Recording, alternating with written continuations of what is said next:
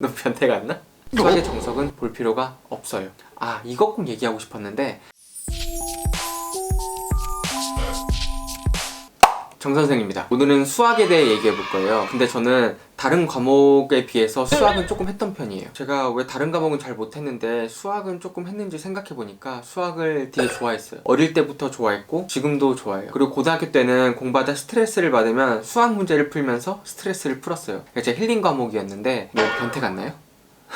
너 변태 같나? 수학 문제를 풀 때 그 맞추는 쾌감이 있어서 너무 좋았고, 틀리면 틀리는 대로 뭔가 도전 정신? 오기? 이런 게 생겨서 되게 좋아했던 것 같아요. 그리고 대학교 다니면서는 수학학원에서 한 3, 4년 일하고 과외도 5년 동안 했고요. 연대, 공대 입학할 당시에 수학 입학 시험을 봤는데 거기서 점수를 잘 받아서 공학 수학 심화반을 들었어요. 그래서 이번에는 다른 과목처럼 어떻게 낮은 점수에서 점수를 올릴 수 있었는지를 얘기하는 게 아니라 제가 수학 공부를 어떻게 했는지, 그리고 어떻게 하는 게 좋을지 제 생각을 얘기해 볼게요. 어떤 문제집을 풀었는지, 선행학습은 어떻게 하는 게 좋은지, 개념 공부는 어떻게 하는지, 문제풀이는 어떻게 하는지에 대해 한번 얘기해 보겠습니다. 자, 먼저 문제집. 저는 뭘로 공부했냐면 개념 원리와 센으로 기초를 다지고 자이스토리 같은 기출 문제집을 풀었어요. 사람들이 수학의 정석을 많이 봐서 그런지 수학의 정석을 꼭 봐야 되냐는 질문을 많이 받았는데요. 결론부터 말씀드리면 수학의 정석은 볼 필요가 없습니다. 수학의 정석은 볼 필요가 없어요. 제 생각은 그래요. 수학의 정석이 안 좋은 책이라는 게 아니고 요즘엔 개념서가 워낙 잘 나와 있어서 정석이 아니어도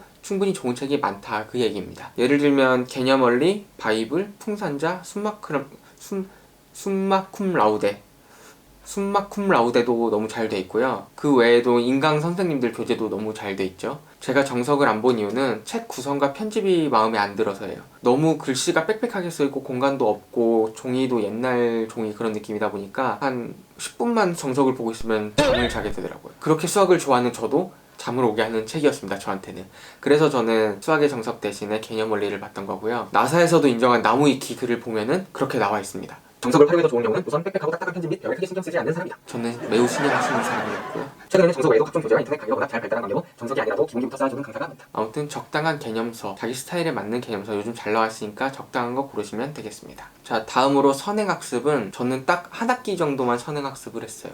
이게 한 학기라고 하기엔 좀 애매한 게 겨울방학에는 그 다음 1학기 내용을 공부했고 여름방학에는 그 다음 2학기 내용을 공부했습니다. 다음 학기 내용을 미리 공부한 거죠. 저는 뭐 1년 정도 선행학습까지는 괜찮다고 생각하는데 제가 선행학습에 대해서 그렇게 좋은 인식을 갖고 있지는 않아요. 왜냐면은 선행학습을 한 많은 친구들이 선행학습을 했다는 이유만으로 그 다음 공부할 때 되게 소홀히 하는 경우가 많더라고요. 그래서 오히려 선행학습을 1년, 2년 한 학생보다 저처럼 한 학기 정도만 한 학생이 개념을 더 잘 알고 성적을 잘 받는 경우가 꽤 빈번해요. 저는 공부는 겸손하게 해야 된다고 생각해요. 항상 스스로를 과대평가하지 말고 나는 모르는 상태다. 내가 분명히 놓친 부분이 있을 것이다. 내가 뭔가 오개념을 갖고 있을 것이고 나는 이 내용을 알고 있지만 그래도 뭔가 더 배울 게 있을 것이다. 이런 생각으로 공부를 해야 된다고 생각을 해요. 그래서 선행학습이 무조건 안 좋다는 게 아니라 선행학습을 했더라도 다시 공부할 때 좀 더 꼼꼼하고 완벽하게 공부한다면은 더 좋은 결과가 있을 거라고 생각을 합니다. 그리고 제 동영상을 보는 학생들이 대부분이 공부를 원래 많이 했던 학생들보다는 정말 안 하다가 이제 막 시작하려는 학생들이 많아서 그런지 남들보다 좀 늦게 시작하는 거에 대해서 불안하게 생각하고 있어요. 친구들은 이미 선행학습을 1년, 2년치를 했는데 자기는 이제 시작한다. 괜찮냐? 그런 질문을 하시는데 그거에 대해 답변을 드리자면은 일단 다른 친구들과 절대 비교할 필요가 없고 공부는 자신과의 싸움입니다. 그리고 한 번 보더라도 더 꼼꼼히 완벽하게 보는 게 중요해요. 그러니까 선행학습을 한 친구랑 비교하지 말고 그냥 한 번 보더라도 더 꼼꼼히 보는 게 좋다는 게 제 생각입니다. 다음으로는 많은 친구들이 궁금해하고 있는 개념 공부 방법입니다. 저는 개념 원리로 공부를 했는데 문제집 상관없이 개념 공부를 할 때 제가 가장 중요하게 생각하는 게 하나 있어요. 바로 개념을 이해했다의 기준인데요. 저는 다른 사람한테 설명을 할 수 있는 것이 개념을 이해한 거라고 생각을 해요. 그러기 위해서 저는 어떻게 공부를 했냐면은 일단 개념서를 정말 꼼꼼히 읽습니다. 한 줄 한 줄 넘어갈 때마다 왜 이렇게 넘어가는지 하나하나 분석한다는 생각으로 꾹꾹 눌러 읽으면서 이해를 했습니다. 근데 이게 혼자서 책으로 공부할 때는 쉽지 않은 경우가 많을 거예요. 그럴 때는 그 부분에 해당하는 개념만이라도 인강을 찾아서 들으면 도움이 될 거예요. 글로 써 있는 거를 말로 풀어서 쉽게 설명해 주니까 이해가 더 쉽겠죠? 문제는 그렇게 들으면서 그냥 끄덕이고 넘어가면 안 된다는 거예요. 그거는 그냥 수동적으로 받아들이기만 한 거고 그거를 다시 내 걸로 만드는 과정을 거쳐야 돼요. 그래서 다시 혼자 책을 보면서 스스로 정리를 해봐야 됩니다. 만약 그래도 이해가 잘 안 된다. 그 경우에는 저는 그 개념을 설명하는 예시 문제나 옆에 예제 문제를 통해서 도움을 받았어요. 이 개념에는 숫자로 안 쓰이고 이제 문자 이런 걸로 쓰이다 보니까 좀 받아들이기가 쉽지 않은데, 이 예제 문제에서는 숫자로 쓰이니까 조금 더 쉽게 받아들일 수 있어서 이 개념이 이 문제에 어떻게 쓰이고 어떻게 적용되는지를 보면은 그 개념을 더 이해하기 쉬웠던 것 같아요. 자, 그렇게 해서 어떻게 공부했든 간에 결과적으로는 다른 사람에게 설명할 수 있는 상태가 돼야 돼요. 그게 제일 중요해요. 남에게 설명할 수 있냐 없냐? 그게 중요한 것 같아요. 전문 강사처럼 설명하라는 게 아니고 100% 완벽하게 설명할 필요도 없고 그렇게 할 수도 없어요. 처음엔 되게 어려울 텐데 하다 보면 괜찮아지고 반드시 필요한 과정이니까 한번 해보세요. 어차피 나중에 대학생 가면은 과외를 하는 게 좋거든요. 그 과외를 미리 연습한다고 생각하고 해보세요. 만약 초등학생이나 중학생 동생이 있으면은 앉혀다가 한번 개념을 설명해 보셔서 이해를 시켜보세요. 그게 제일 좋은 때고, 저 같은 경우에는 강아지를 키우는데 강아지 데려다가 앉히고 설명한 적도 있어요. 그리고 저는 개념 공부할 때 공식이 나오면은 그냥 공식을 외우고 만 게 아니라 그 공식을 유도를 해봤어요. 왜 이 공식이 나왔는지를 유도를 직접 해보고 그 과정을 싹 다 이해하면서 거의 암기하다시피 했어요. 이게 왜 그랬냐면은 제가 시험장에서 가끔 공식이 헷갈릴 때가 많아가지고 좀 불안하면은 시험장에서도 그 공식을 유도해서 확인을 했거든요. 실제로 그렇게 해서 실수할 뻔한 문제도 다시 맞춘 경우도 꽤 많았어요. 그리고 이건 결과론적인 얘기지만 이렇게 하다 보니까 그 공식이 포함된 개념이나 문제를 풀 때 조금 더 이해도가 올라가고 문제 푸는 게 훨씬 수월해졌습니다. 자, 다음으로는 문제풀이인데, 문제풀이는 크게 두 가지로 나눌 수 있을 것 같아요. 개념을 탄탄하게 하기 위한 양치기, 그리고 수능 모의고사 기출풀이. 가장 많은 학생들이 궁금해하는 게 아마 해설을 봐도 되나요? 아니면 해설을 언제 봐야 되나요?인데, 이거에 대해서는 너무 의견이 많죠. 저도 딱히 뭐라고 말씀드릴 수는 없지만 제 생각은 일단 제가 문제풀이 할 때 제가 지키는 저만의 습관들이 있는데 그걸 말씀드리고 마지막에 한번 말씀을 드려보도록 하겠습니다. 저는 기본적으로 수학 문제를 풀 때 문제를 문제집에다 안 풀었어요. 옆에 연습장에다 두고 그 연습장에다가 풀었습니다. 왜냐면은 다시 이 문제를 풀어봐야 되는데 그때 방해가 되면 안 되거든요. 다시 푸는데 내가 풀었던 게 보인다? 그럼 그걸 따라가게 되잖아요. 그럼 방해를 받지 않기 위해서 저는 절대 문제지는 깨끗하게 놨습니다. 그리고 답도 각 페이지 구석에다 안 보이는 데다가 썼어요. 이렇게 해야 문제를 다시 풀 때 방해가 절대 안 되고, 풀 때마다 다른 방식으로 풀게 되기도 하거든요. 그래서 여러 가지 방법으로 풀 수 있게 되는 것 같아요. 그리고 답을 맞춘 문제도 최소 3번은 반복해서 풀어봤고요. 바로 반복해서 3번을 연달아 푸는 게 아니고, 오늘 만약에 1단원을 풀었으면은 내일 2단원을 풀고 그 다음에 한 일주일 뒤에 다시 1단원을 풀어보고, 이런 식으로 한 3번 정도, 적어도 3번은 풀어봤던 것 같아요. 틀린 문제는 3번이 아니라 한 5번까지도 풀었던 것 같고요. 제가 완벽히 알 때까지 풀었습니다. 또 답을 맞춘 문제도 해설을 봤어요. 왜냐면 수학은 풀이법이 하나가 아니라고 하잖아요. 그래서 저는 제가 완벽히 이해하면서 풀고 답까지 맞췄더라도 해설지를 보고 나랑 어떻게 다르게 풀었는지를 봤습니다. 그래서 해설지랑 비교했을 때 만약 내가 더 쉬운 방법으로 풀었다 그러면은 내가 더 쉽게 풀었네? 이러면서 기분 좋게 넘어가면 되고, 만약 해설이 더 쉽게 돼 있고 더 배울 게 많다 그러면은 이렇게도 풀 수 있구나 하고 그 방법도 나중에 한번 풀어보는 게 좋아요. 또 풀이법에 약간 야매 풀이법이라고 해야 되나요? 좋게 말하면 직관적 풀이라는 게 있는데 저는 그 방법도 다 터득을 했어요. 그래서 어떤 문제를 풀 때 그냥 제 방법대로도 풀어보고, 해설지에 나온 약간 정석 비슷한 방법으로도 풀어보고, 또 야매법으로도 풀어가지고 저는 한 문제에 대해서 다양한 풀이법을 다 익혔던 것 같아요. 그래서 제 생각은, 이건 제 생각이 아니라 공부를 좀 잘하는 학생들은 모두가 똑같이 얘기하는 건데요. 한 문제집을 3번 푸는 게 3개의 문제집을 한 번 푸는 것보다 훨씬 좋아요. 근데 더 좋은 거는 3개의 문제집을 3번씩 풀어보는 거예요. 그래서 한 문제집을 풀더라도 완벽하게 푸는 거, 그게 제일 중요하다고 생각을 합니다. 자, 그러면 과연 해설을 언제 보는 게 좋냐에 대해서 제 생각을 얘기해 보겠습니다.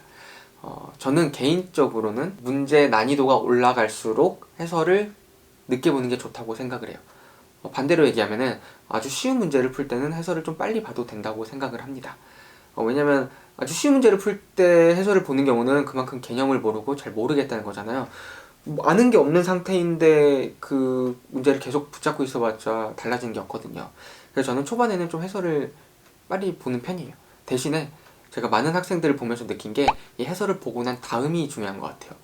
해설을 보고 이렇게 푸는 거구나, 이거구나 하고 덮고 바로 다음 문제로 넘어가는 경우가 있어요. 이건 절대 안 되는 거예요. 이래서 사람들이 해설을 보지 말라고 하는 거예요. 어떻게 해야 되냐면은 저는 해설을 볼 때 한 번에 다 보지 않고 처음에 어떻게 접근을 했는지를 봐요. 그러니까 한두 줄만 본 다음에 아 이렇게 접근했구나 하고 그 방법으로 전 다시 풀어봐요. 그래도 안 풀면 조금씩 한 줄씩 더 보는 거죠. 그렇게 해서 좀 힌트를 얻고 푸는 식으로 하는 거지 한 번에 다 보지 않았던 것 같아요. 만약에 다 보게 되더라도 한 줄 한 줄 왜 이렇게 넘어가고 왜 이렇게 풀었는지를 완벽히 이해하면서 넘어가요.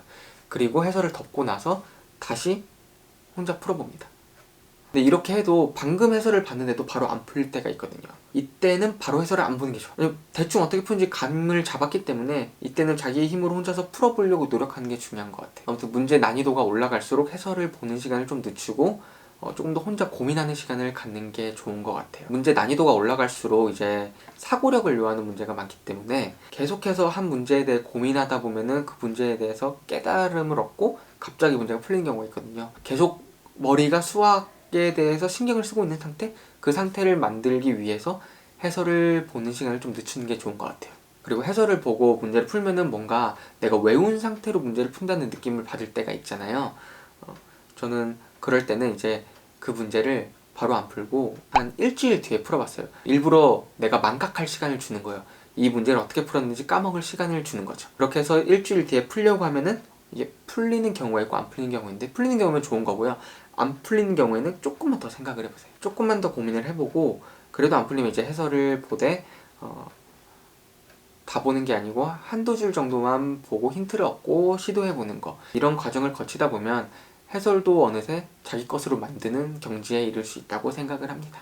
오늘 얘기하다 보니까 처음부터 끝까지 꼼꼼하게 하는 게 중요하다, 이걸 엄청 강조드린 것 같은데 이거 진짜 중요한 거예요. 개념을 처음 공부하더라도 선행학습을 한 친구들보다 더 탄탄히 할 수 있게 꼼꼼하게 공부를 해야 되고, 이미 선행을 한 친구들이라면 다시 보더라도 겸손하게 자기는 아직 모르는 게 많다, 내가 오개함이 있을 수 있다, 그런 마음가짐으로 꼼꼼하게 공부하는 게 중요하고, 또 개념을 한 줄 한 줄 넘어갈 때 이게 왜 이렇게 넘어가는지 꼼꼼하게 봐야 되고, 해설을 보는 경우에도 해설을 꼼꼼하게 분석하는 게 중요합니다. 좀 큰 그림을 말씀드리면은 개념서와 그 개념을 탄탄하게 해줄 문제집을 통해서 양측이죠. 개념을 탄탄히 하고 그 다음에 이제 수능과 모의고사 기출문제 풀이를 통해서 문제풀이 실력을 쌓다 보면은 여러분 모두 수학을 잘할 수 있게 될 거라고 생각을 합니다. 이것 꼭 얘기하고 싶었는데, 수학은 노래 들으면서 공부해야 된다? 이런 얘기 진짜 많이 하는데 뭐 어느 정도는 맞다고 생각합니다. 저도 노래를 듣고 한 적이 있어요. 근데 노래 안 듣고 하면 더 잘 돼요. 저는 왜 공부할 때 노래는 안 듣냐면은 저도 수학은 좋아하고 자신 있고 노래 들어도 된다고 생각을 했었는데 나중에 한 번은 모의고사 볼 때 수학 문제 푸는데 그 노래가 계속 맴돌더라고요. 진짜 1번부터 30번 푸는데 시험 내내 머릿속에서 노래가 맴돌았어요. 그 이후로 저는 절대 공부할 때 노래를 안 듣습니다. 노래를 들어야 집중이 잘 된다고 착각을 할 수 있다고 생각을 해요. 근데 그게 과연 공부에 집중이 되고 있는 것인지 노래에 집중이 되고 있는 것인지 잘 생각해 봤으면 좋겠습니다. 그리고 제가 공부법에 대해서 영상을 찍고 있는데 제 얘기가 무조건 맞다, 무조건 이렇게 해라 이런 거 아니니까 자기 스타일에 맞는 또 공부법이 있거든요. 그래서 다른 사람들의 공부법도 많이 찾아보기를 추천드릴게요. 저희 학교의 다른 동기만 해도 저랑 조금은 스타일이 다르거든요. 그 친구 영상도 보면은 도움이 될 거라고 생각을 합니다. 자, 그래서 오늘의 결론, 양치를 잘하자.